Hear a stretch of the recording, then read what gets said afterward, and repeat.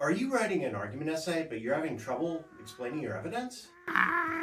Did you just write an argument essay that you thought was fine, but your teacher told you they don't even understand what your claims are? Hi, I'm Dr. Clay Zuba, inventor of Zubify. Writing an argument can be frustrating, but if you watch this video to the end, you'll feel like that argument essay is fine, and everyone will be saying that you ate that argument and that argument was eaten by you. Yes.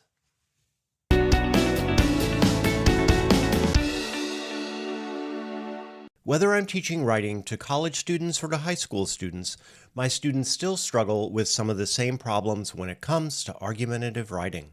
These are the most common mistakes I see in my students writing argumentative essays. 1. Problems in the introduction. 2. Problems in topic sentences.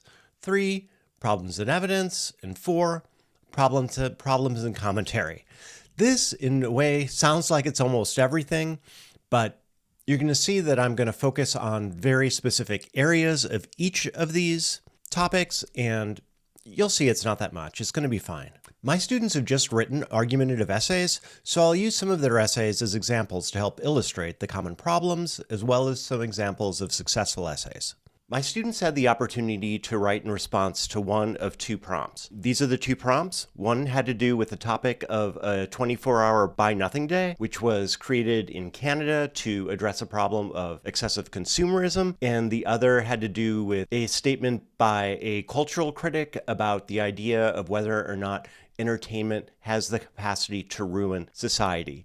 Interpreting and reading prompts is kind of its own art. These happen to be AP prompts. They might look different than prompts that you're writing from, but in a way they're really good as examples because they're so focused. Take a moment to read these 2 prompts, pause the screen if you need to. Since essays start with introductions, let's start there. The purpose of the introduction is to introduce readers to the problem that your argumentative essay is trying to analyze and persuade your reader about. You should be writing an argumentative essay, not just for the purpose of writing an argumentative essay, but to try to solve a problem. The first few sentences of your essay should be about describing that problem and showing why it's a worthwhile problem to analyze.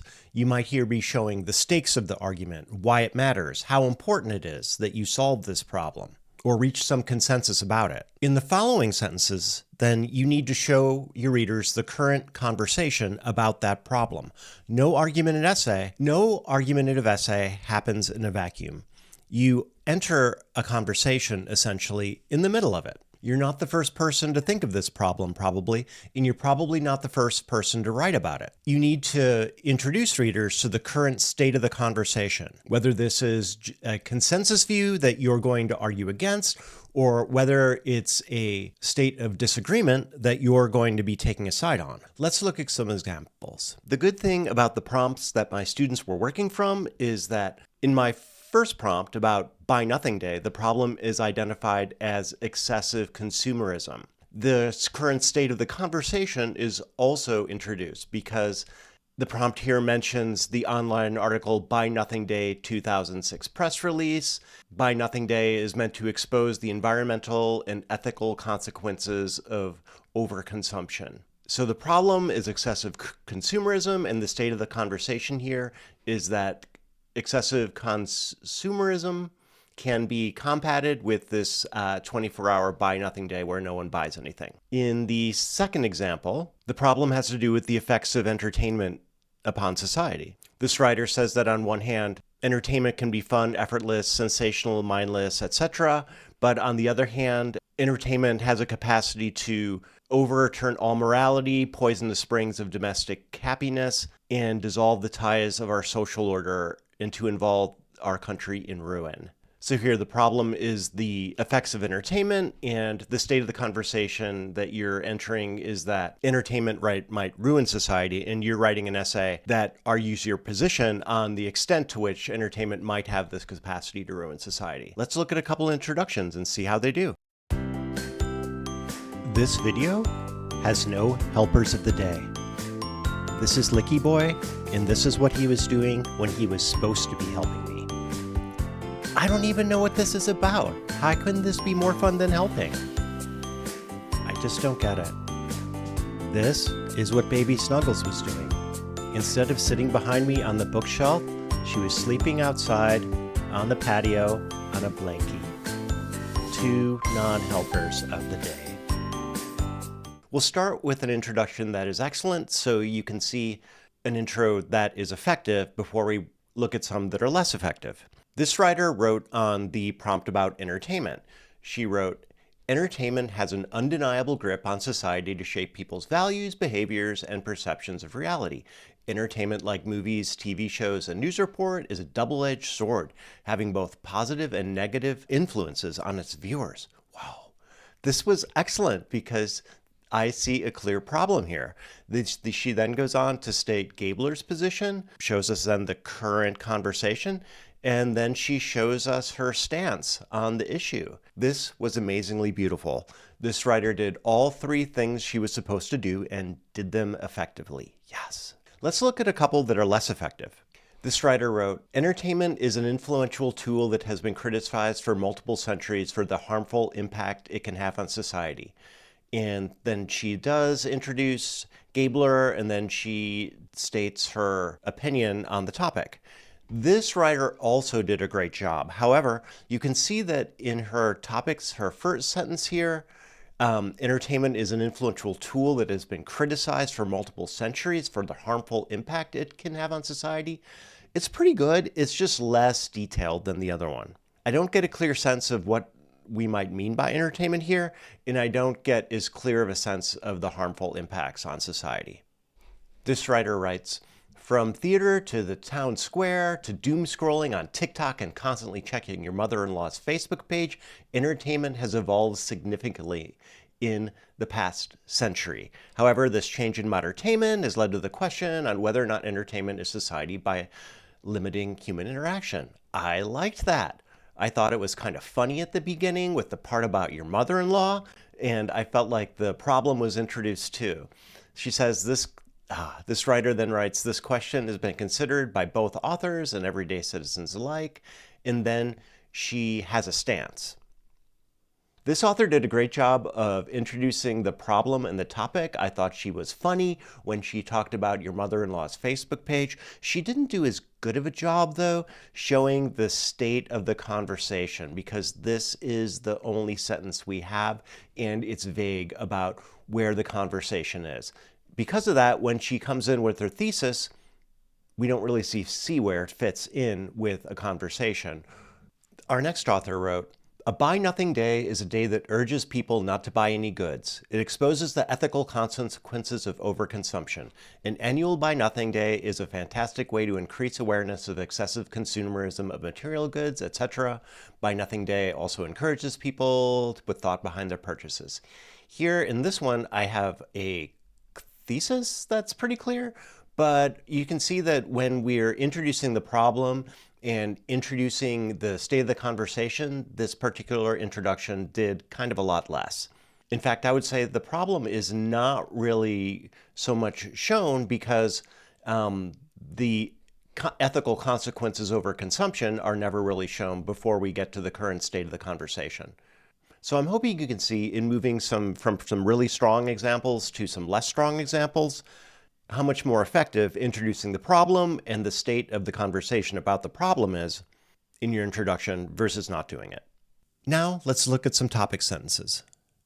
The main purpose of the topic sentence is to show the reader what claim this particular paragraph is going to be trying to show, as well as how your paragraph intends to support that claim. Your topic sentence should clearly connect to your thesis so readers can see where it fits in your overall argument. It should reassure readers that this paragraph is going to fit into the line of reasoning that you just established in your thesis. Otherwise, the reader won't know where this paragraph fits in your argument and what it's trying to prove as they read the rest of that paragraph. Let's look at examples from some of my students' writing. This writer says, "Last summer, I got my first job and worked 40 hours a week. After the summer, I had accumulated over $6,500, which is also when I began to have a shopping addiction. By the second sentence, I can kind of see what this paragraph is about, because in my thesis, I can see she agrees with the buy nothing today, but the first sentence here in her topic sentence is not a claim. It's narrative, and it's kind of just introducing evidence. Start with a claim, and start with the claim that doesn't have you or any evidence in it. And this will help a reader see where the evidence is supposed to fit before you start to introduce it.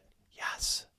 This writer writes, through the establishment of an annual Buy Nothing Today, consumers can find new appreciation for the items which they have purchased in the past and develop self-control in regard to purchasing power. For instance, uncontrolled consumerism causes a lack of appreciation for purchased items. Yes, this is beautiful because I can see the claim clearly in the first sentence.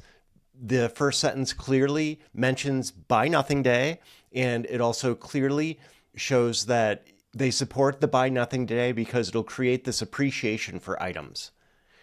Only in the second sentence is evidence introduced. This was FI. Yes. This writer wrote, people these days spend money as a source of happiness and as an outlet from stress in their life. For example, my friend Megan, etc., etc. This paragraph didn't start with a claim. It started with a general statement that cannot be disputed. So it's not a claim, and unfortunately, it's not really showing how this paragraph is going to fit in an argument. It's just restating the problem. This writer writes, a Buy Nothing Day should not be instituted in stores because it will lead to overpurchasing of items. This is a strong claim. When you read a claim that is strong, it almost reads like a mini-thesis statement.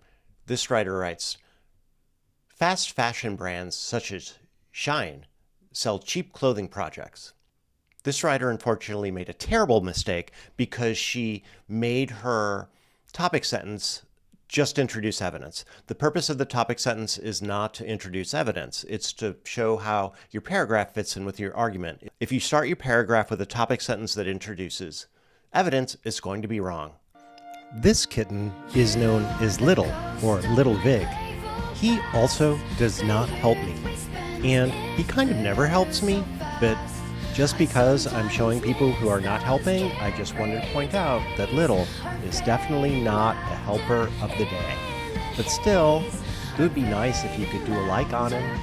Maybe a like, maybe? Your topic sentence has to be followed by evidence. The evidence is what you're using to help prove your claim. Evidence must be relevant, reliable, and most of all, specific. This particular essay asks students to provide their own evidence.